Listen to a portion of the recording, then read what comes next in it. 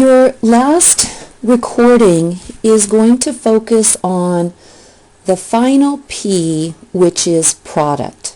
And as I go through the set of slides in Chapter 8 and 9, in this 15-minute clip, you will see that I will be referencing examples that we've used previously in class. And this serves as a review for much of what you've learned already over this semester. To start, product essentially has been defined previously. As you'll see on slide 2, chapter 8, it reviews the definition, and then slides 3, 4, 5, and 6 review what you already learned in Chapter 1 about the various layers of how we define products. This is critically important because that inner layer, the core product, essentially is why customers would want to relate to your company or buy your product. These are often highly emotional reasons. Slide 7 focuses on how consumer behavior affects how products are classified. And I'd like you to review the definitions on your own on slide 8 and 9. Again, you'll find these are things that are very familiar based on our extensive coverage of consumer behavior in Chapter 5. Slide 10 in Chapter 8 focuses on the importance of innovation in this element of the marketing mix. And Bjorn Nabosny highlighted how critical innovation is. Nate Warner highlighted innovation outside of the company's core product.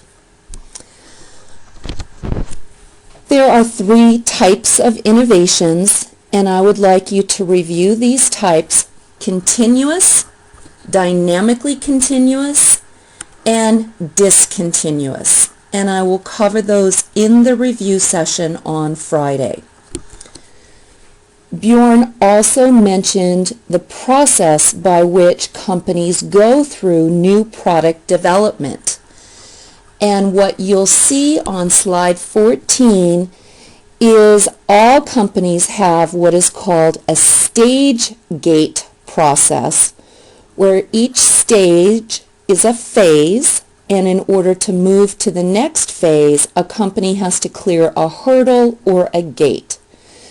All I want you to know is that companies follow a stage gate process in product development. You do not need to memorize 7 steps. The final concept in Chapter 8 that I would like you to be familiar with is an important concept called the adoption and diffusion of innovation, where the word innovation means new products. Innovations are driven by how quickly different categories of adopters will buy a new innovation. And these categories fall along a normal bell-shaped curve. This is a critical foundational theory for marketing, that when you leave a Principles of Marketing class understanding that the diffusion of an innovation is based on how quickly these categories adopt is key. The final 2 slides in this chapter discuss 5 factors that affect how quickly that adoption will occur. And again, these are extremely straightforward and relate extensively to examples we've had in class. Switching to Chapter 9. Chapter 9 is a companion chapter in product management.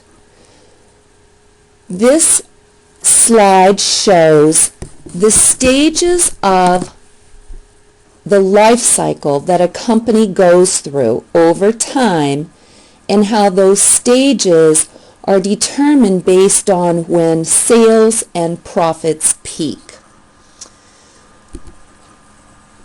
This very busy slide essentially describes what's happening with the 4 P's: product, price, communications, distribution is missing here, over those 4 stages. And then the subsequent slides essentially describe each of those stages. The product life cycle is a foundational concept in marketing. Most new products fail, and I just kept this slide on in case you are interested in looking at the failures. The only 2 things I'd like to highlight in this chapter for you are the importance of branding as a critical marketing concept that we've heard repeatedly from our speakers, starting with Phil Cowdell, the Red Bull speaker, and of course Bjorn. The University of Montana has undertaken a new branding campaign that I've spoken extensively about.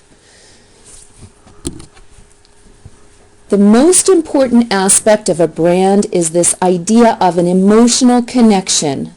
Think back to our RBK video and those girls who were so strongly identifying with the rap singers that were representing Reebok. Companies want that emotional connection to transfer to their brand.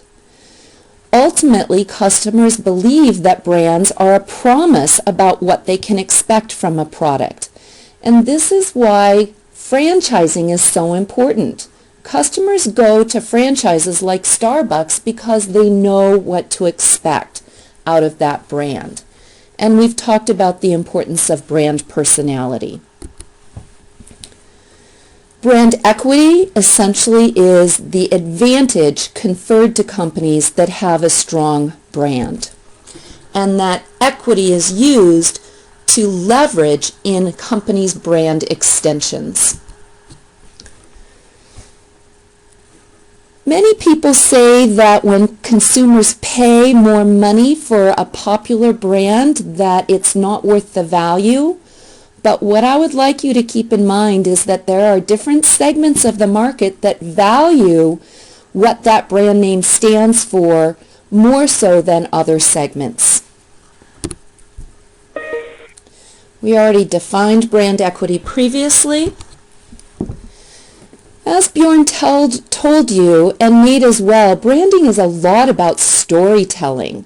And what you're going to be seeing out of the University of Montana branding around the word thrive is a lot of storytelling about staff, students, and alumni who have leveraged their University of Montana education and connection to thrive.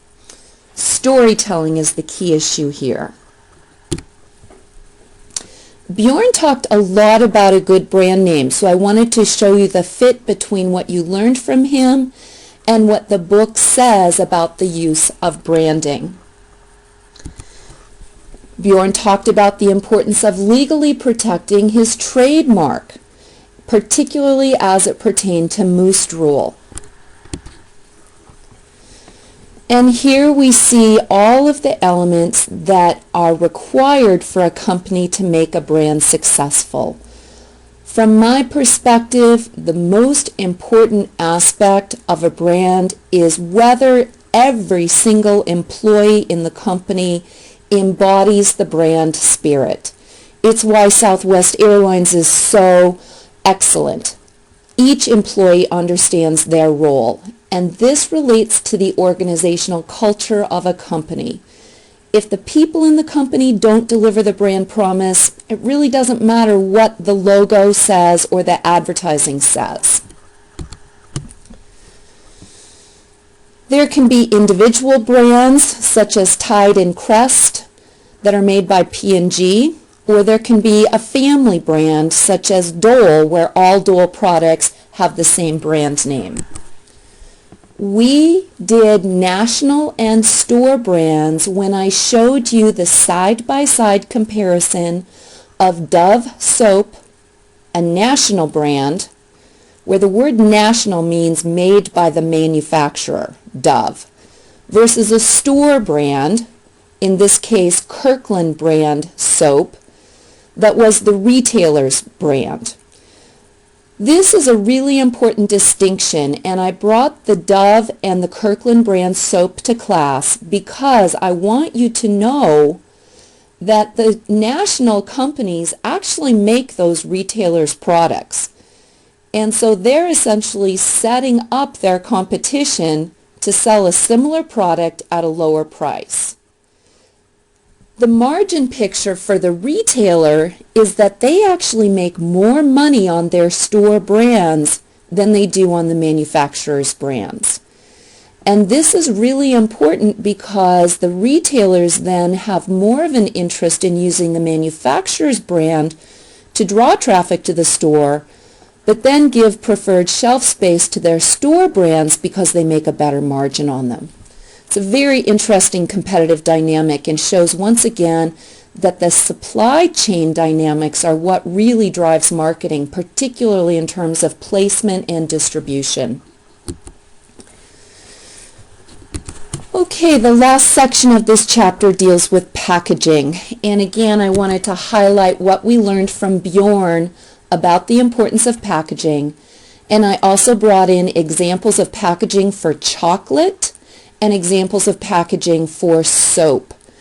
Packaging is a very important marketing function because not only does it communicate and, protect the product, but it communicates a lot about the brand personality. Think about the attention to detail Bjorn spent on his packaging and how that packaging provides specific information about the product, including sales promotion offers.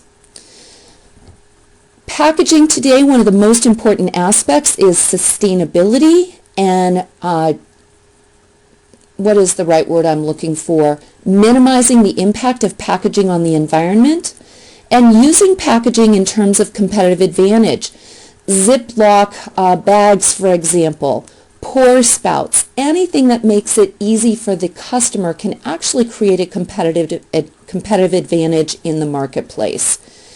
And packages that don't make it easy for the retailer will not be adopted. I really can't stress this enough. I know local companies that had great packages, but the retailers hated them, and the retailer said, if you don't change the package, we won't carry your product. That retailer need is critical. Okay, so here we see a little bit more on packaging, the environmental impacts, and the graphic information to be conveyed. Product management is a very exciting function in marketing, and for those of you who are still looking for one more extra credit, Friday at 2 o'clock we have an amazing product manager who graduated from the University of Montana, Trina Finley, giving a talk. She is our Young Alumni Award recipient this year, and if you'd like to see her, please email me immediately and I will tell you when and where. Thank you, and I'll see you Friday for the review.